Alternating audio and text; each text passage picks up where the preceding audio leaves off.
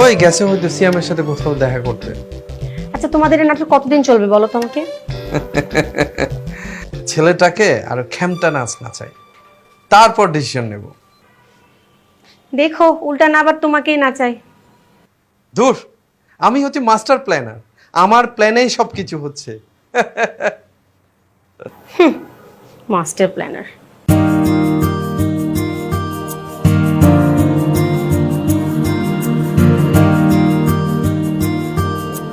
বলো, কি জরুরি কথা বলার জন্য ডেকেছো? কিভাবে যে বলি, এত ঢং করে না তো, যা বলবা সোজাসুজি বলো।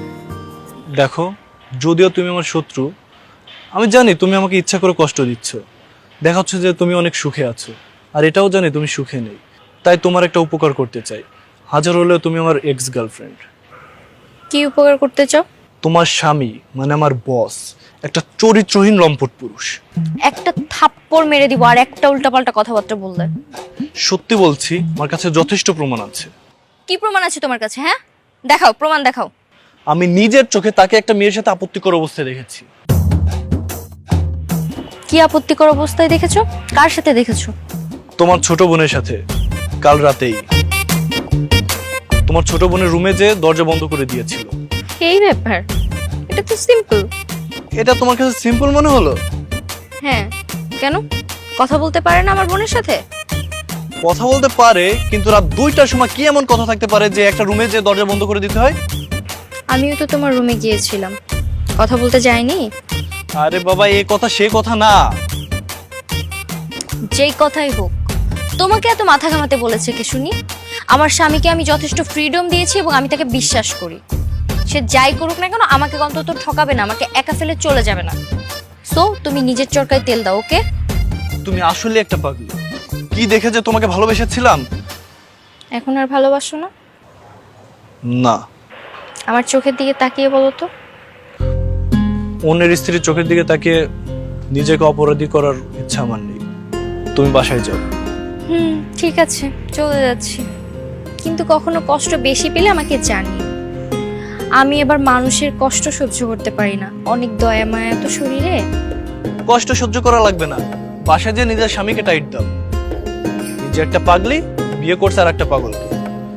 খবরদার আমার স্বামীকে নিয়ে আর একটা উল্টাপাল্টা কথা বলবা না, তাহলে কিন্তু একদম বলবো, 100 বার বলবো।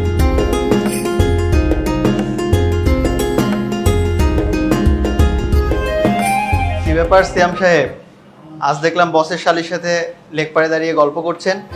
খুব চলছে চিংবিচিং নাকি? বসের শালী মানে? হ্যাঁ, যার সাথে দাঁড়িয়ে গল্প করলেন সে তো আমাদের বসের শালী, জানেন না আপনি? আপনি শিওর যে ওইটা বসের শালী? শিওর মানে 100% শিওর। মানে আপনি সকালে আমাকে যার সাথে দেখেছেন সে বসের ওয়াইফ না, শালী? আরে উনি বসের ওয়াইফ হতে যাবে কেন? দাঁড়ান, আপনাকে আমি দেখাচ্ছি। আমরা বসের বিয়েতে সবাই গিয়েছিলাম অফিসের, সেখানে ছবি তোলা আছে।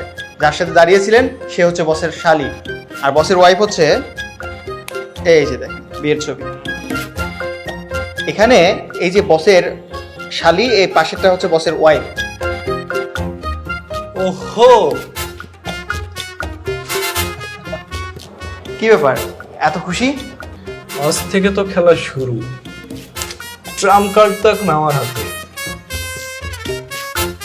এখন আমি নাচাবো আর ওরা নাচবে। মানে কি, কিছুই বুঝলাম না, একটু খুলে বলুন তো। আপনি যে আমাকে কি কথা শোনালেন, আমার তখন নাচতে ইচ্ছা করতেছে। মানে কি, আমি তো বুঝতে পারছি না। আপনারা তো বোঝা লাগবে না, মন দিয়ে কাজ করুন, আমি আসতেছি। কি বলছে এগুলো, কিছুই বুঝলাম না।